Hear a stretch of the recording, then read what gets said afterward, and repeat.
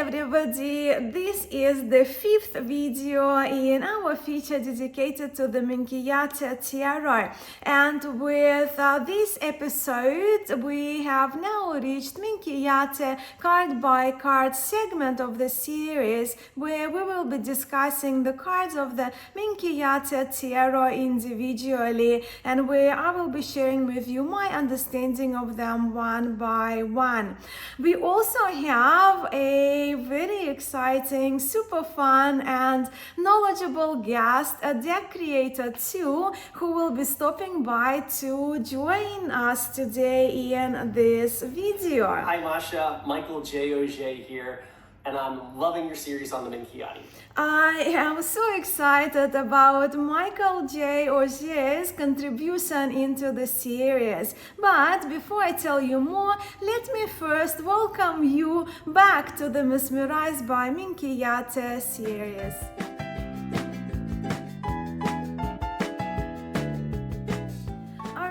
Yes, after having discussed in the previous 4 episodes the origins, the history, and the 2 types of the Minchiate Tarot, together with available decks and books and online resources I recommend, we are now arriving at the Minchiate card by card feature of the series, beginning today with triumphs 1 to 5. Minchiate card by card will be an extended feature consisting of several videos where we will be exploring and discussing the Minchiate cards individually, which brings me to our today's guest, Michael J Auger, who I asked to join us today for a few minutes. Michael is a creator of AllCento Tarot.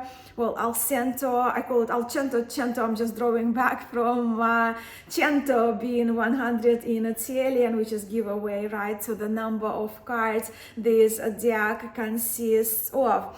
Earlier last week, I received the AllCento Tarot, and as synchronicity would have it, over the last days, over the last 10 days, 10 plus days, I've been getting private messages from you, my friends, either recommending this tarot to me or inquiring if I have it and how I like it. So in preparation for this episode, I just knew that I had to bring Michael J Auger to join us today in this video. While Michael's AllCento Tarot is not a Minchiate Tarot, it has been prominently inspired by the Minchiate Tarot tradition, and I know that Michael's AllCento already introduced a number of people to the Minchiate tradition, the tradition that us here have been mesmerized by for a while. I certainly have been having a lot of fun with my AllCento cards. I absolutely love Michael's illustration style, his cartoon woodblock resembling illustration style, the way I see it, the vibrant vivid colors, the humor and play and childlike joy that this conceptually and symbolically rich in symbols tarot has already brought into my practice. And as I mentioned, I have only had it under 2 weeks. Look, just to go on a little bit of a detour, I often get asked to give myself a label, right? And the questions of what I identify with in my tarot practice, in other disciplines I practice. And the only label that seems fitting is being an integrator, right? Integrating the learning, integrating the inspiration that I receive from different resources in all the disciplines and practices that I personally do. And having explored this tarot for a little bit, I see Michael J Auger being a fellow integrator, as in this tarot, Michael very skillfully interweaves a number of tarot traditions and teachings that he himself finds significant, and he does it in the whopping number of 100 hand illustrated cards. So yeah, this tarot have been so much fun for me to explore, and I wanted to share it with you. So am I excited about knowing that Michael J Auger is partial about the Minchiate tarot tradition and enjoys our Minchiate series?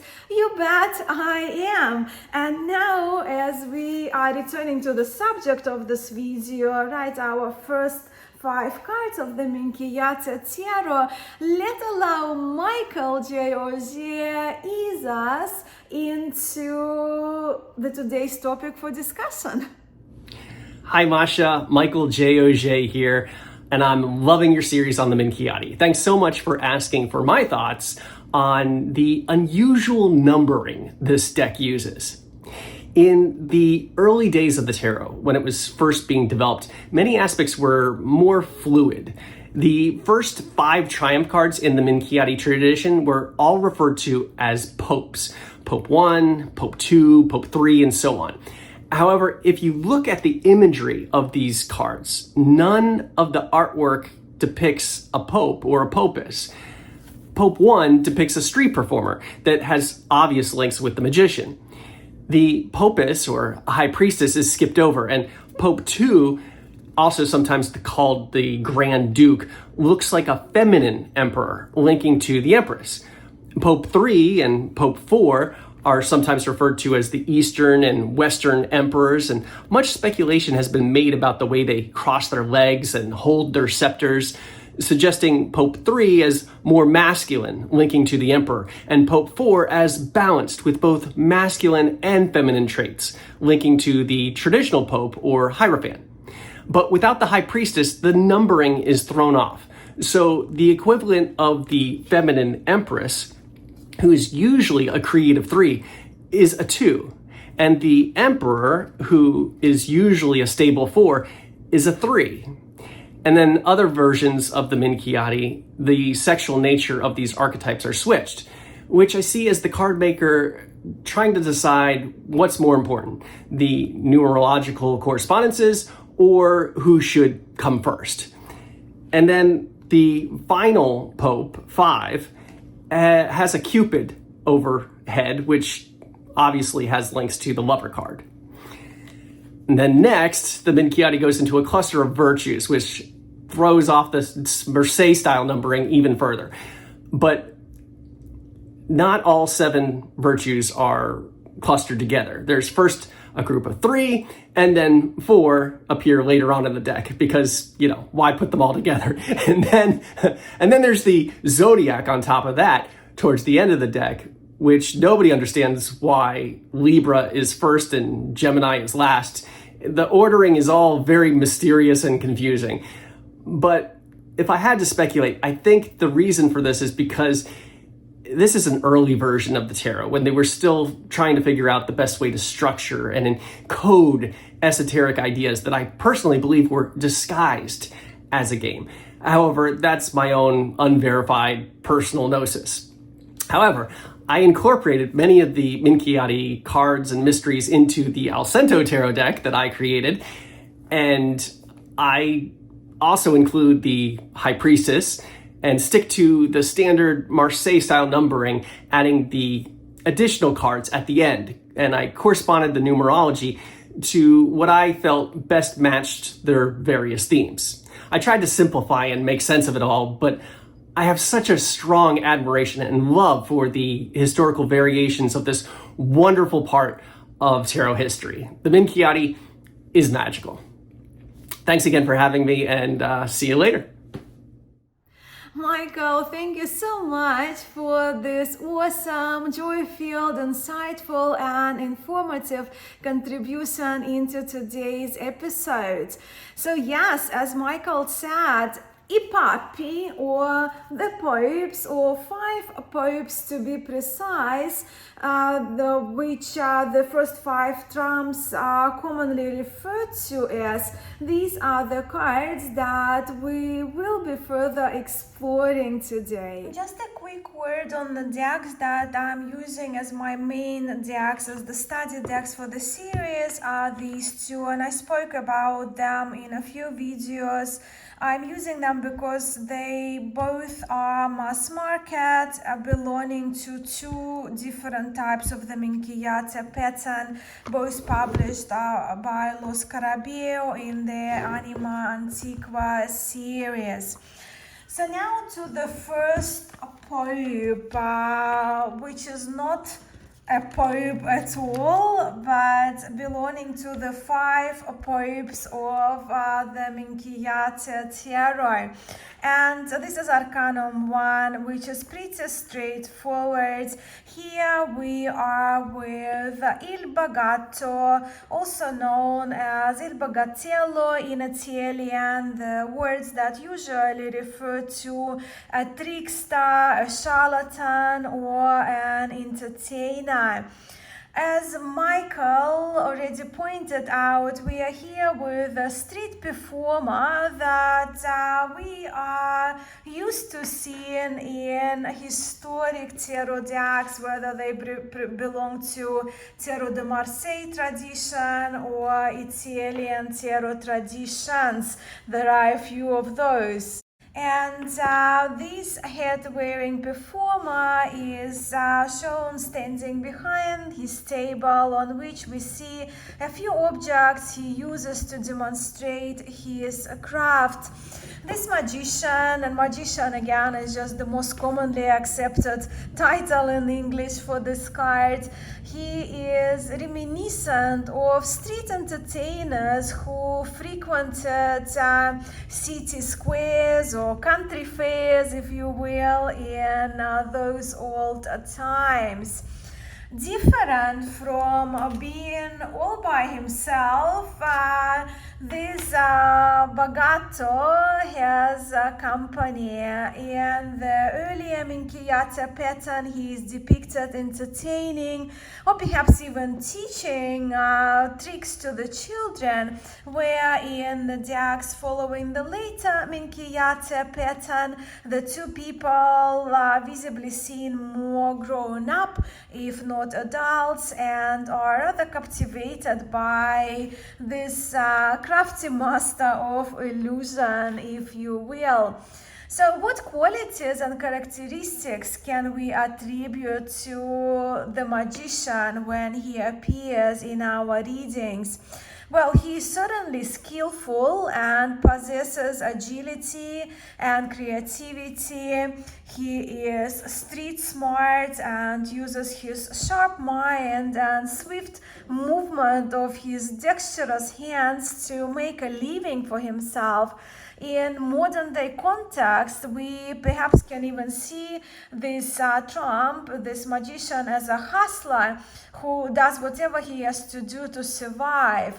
So our Pope 1 character can certainly be a trickster or a charmer who can be in disguise and who can magnetize and deceive us. He has ability to improvise, to amaze, and to captivate our attention, while Il Bagatto can play the roles of an illusionist, street vendor, or even a salesperson, again in the modern day context. This magician also can be a teacher of a skill or a trade or a craft.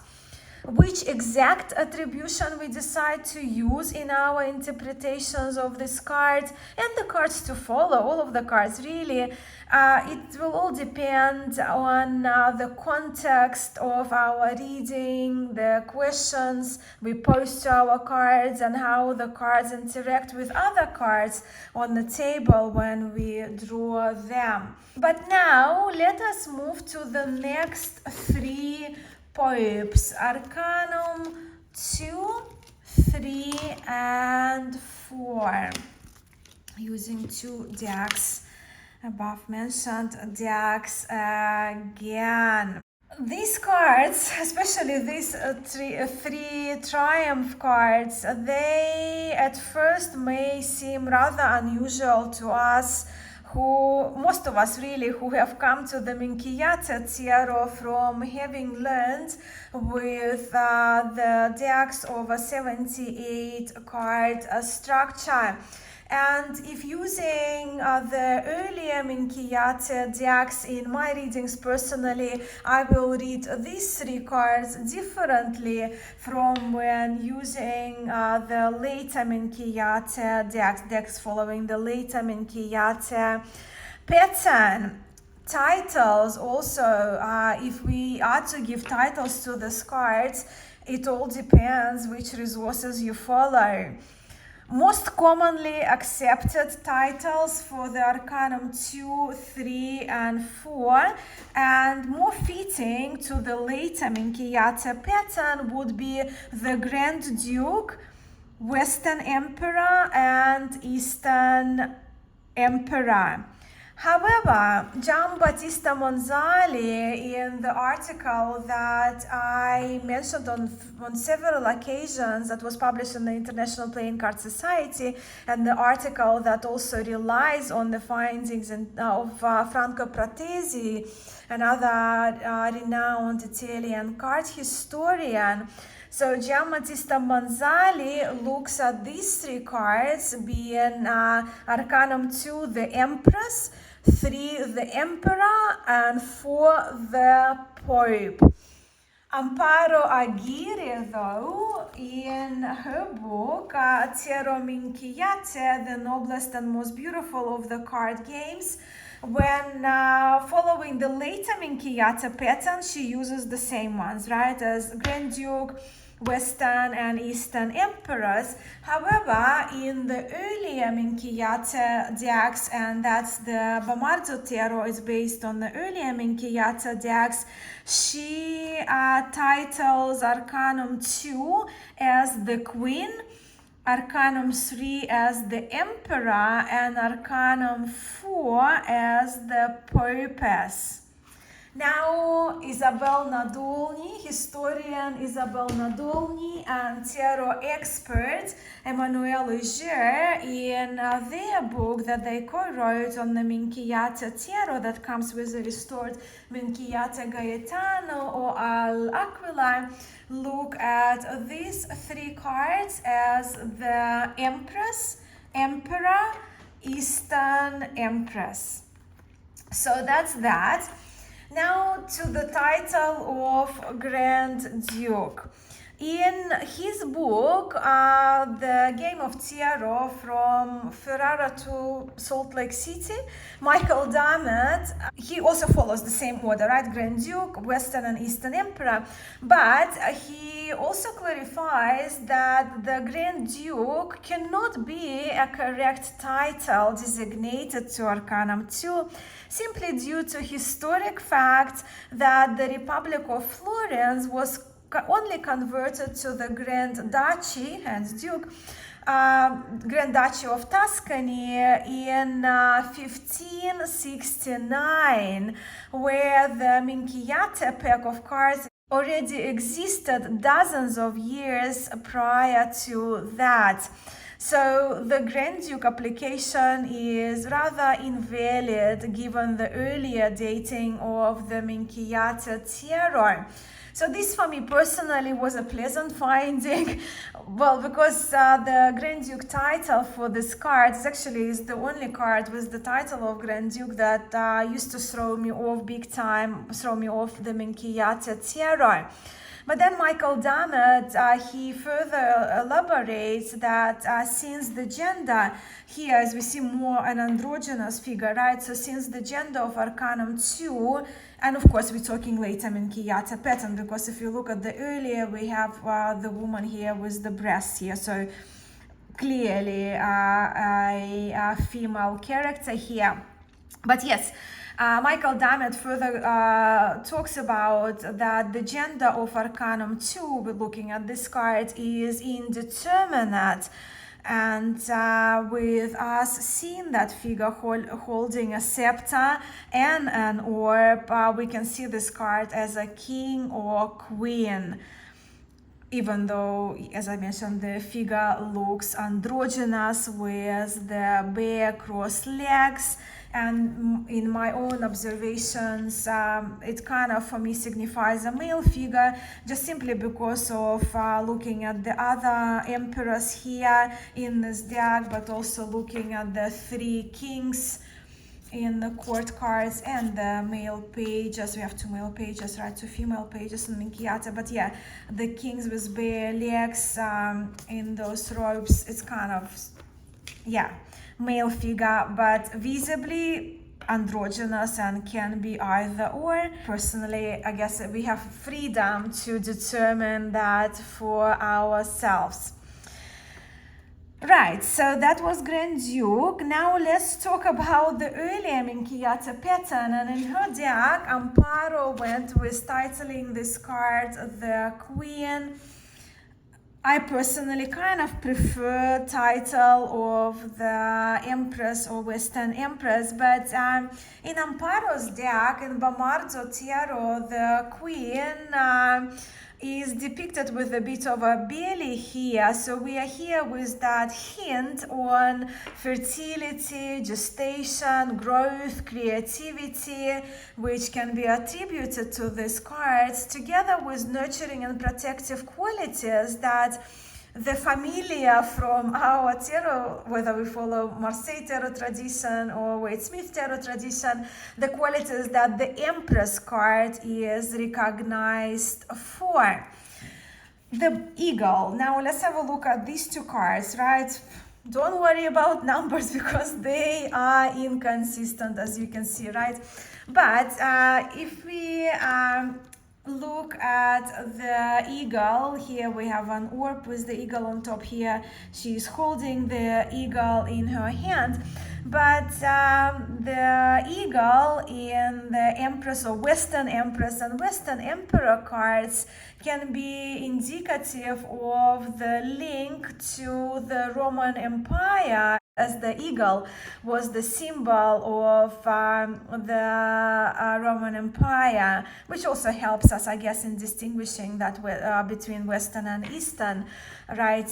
Empress and Emperor, which have, well, the Eastern Emperor has a little star on top of a globe, and this rather Popess looking Empress. She's got more a floral scepter and more kind of a white bird, but also having the veil around her face, and because of the style of her attire, I biasly see a very Byzantine-like influence right here. So I personally adore Byzantine art and mosaics. So for me, clearly, I can see these two cards being Western and Eastern Empresses. In fact, in the Minchiate book that I already mentioned, Isabelle Nadolny and Emmanuel Auger, they link these cards. These cards are kind of the earlier Minchiate decks with Irene of Athens, who was a Byzantine empress governing over the Eastern Roman Empire. So, looking at the cards, regardless of the pattern of the Minchiate, I see these three triumphs 2, 3, and 4, their characters being in the position of power, as they all have a scepter, most have an orb as well that they are holding, which demonstrate their ruling power.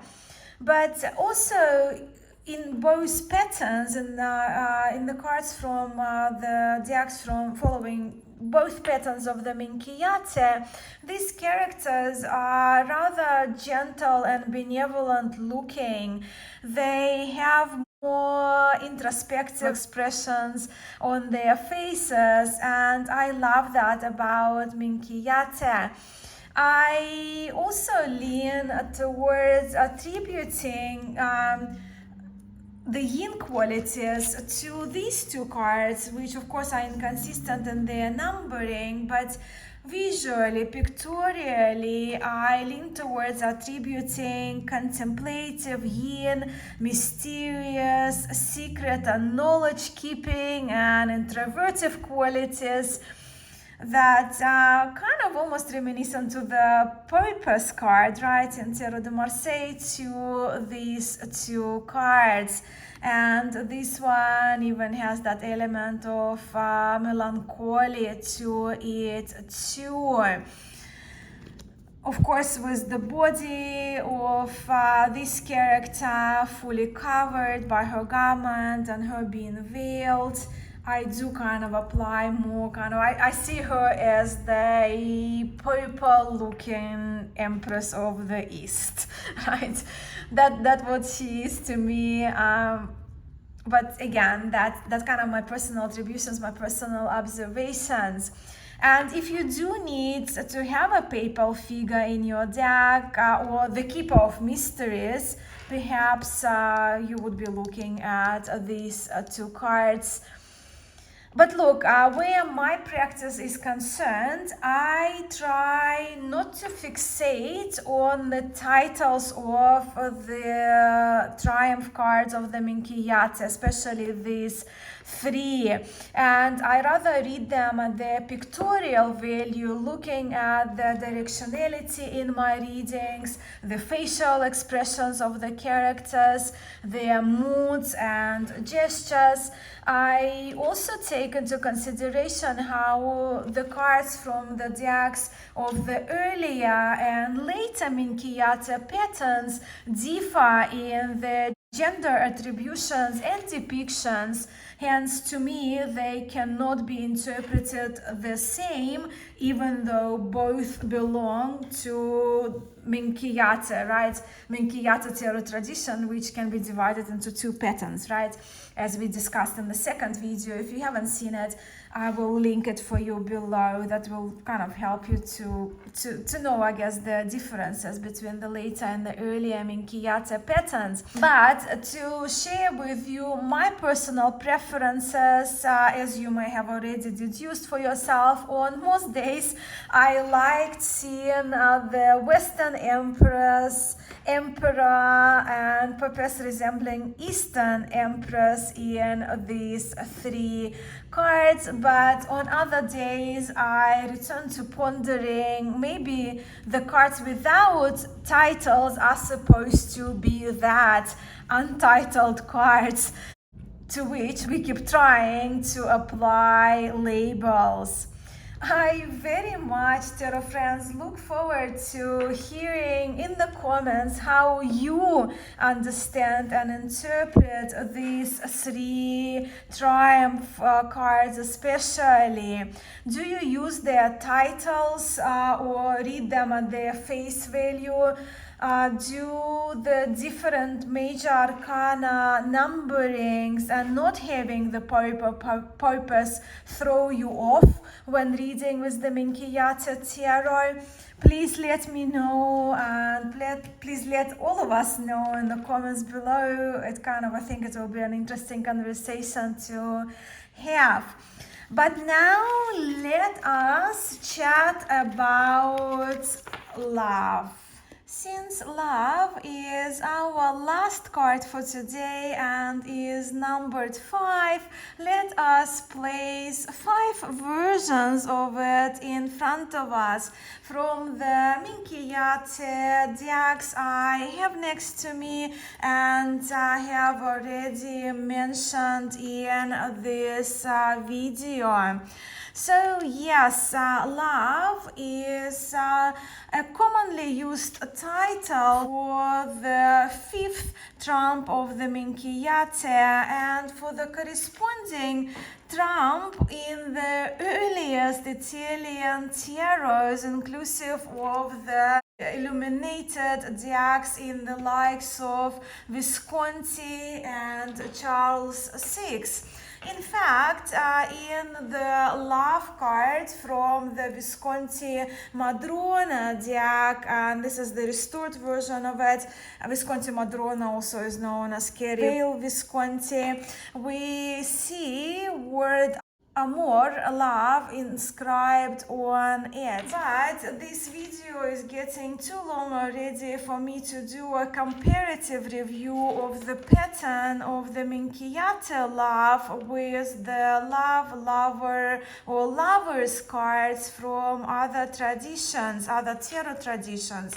But look, last year on my channel we had Top Tarot Trumps series where we embarked on a journey through tarot trump cards and the changes they have undergone throughout the last 5+ centuries of tarot history. And in the series I did brief overview of at least 15 to 20 plus examples of each tarot arcanum. So here you can see the cards from the earliest tarots to the contemporary examples, which I featured in my last year's love lover installment. So I will leave a link to my video, to this video dedicated to the love or lover card of tarot for those of you who may be interested in checking it out.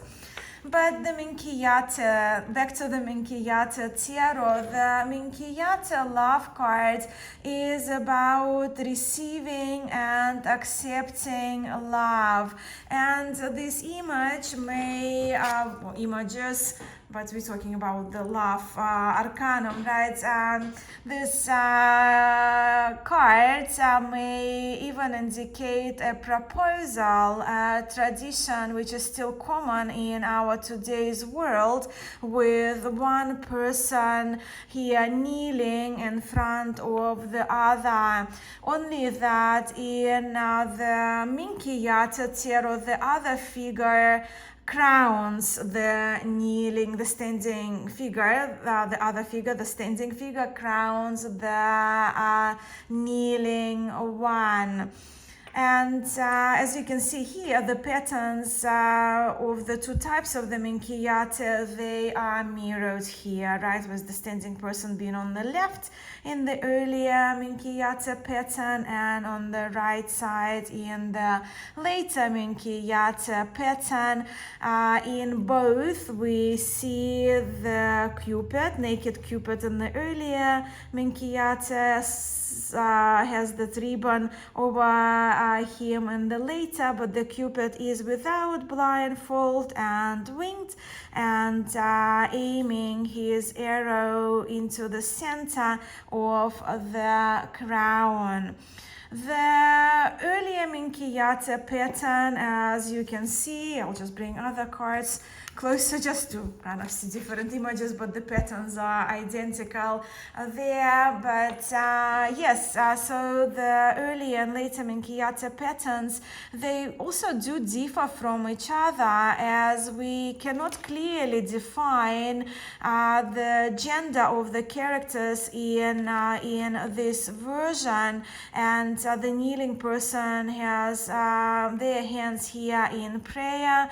You can say Namaste hands if you practice yoga, or Anjali Mudra, well, whatever we want to label this gesture of the hands, where in the later pattern, which of course we can see here, the engraving, wood engraving is much more refined. The standing person is a maiden, and the kneeling one is visibly a young male with one of his hands on his heart. In Amparo's deck, in the Bamarzo Tarot, just to bring it closer, we are here with the golden crown, which is actually proportionally large if we kind of compare the sizes of the heads of these characters. And we are here with the background, which I would guess it's kind of somehow linked to the town of Bamarzo. So to conclude, in Minchiate Tarot, we are with the courtly kind of love. Visually, there are grace, chivalry, acceptance between the two parties, along with that sense of honor and commitment that the two figures have in these cards. There is also a level of admiration shown in these cards, and a degree of submission by the kneeling figure. But those are just my observations and my understanding of this card when singled out of a context. And here we have the first 5 cards of the Minchiate Tarot.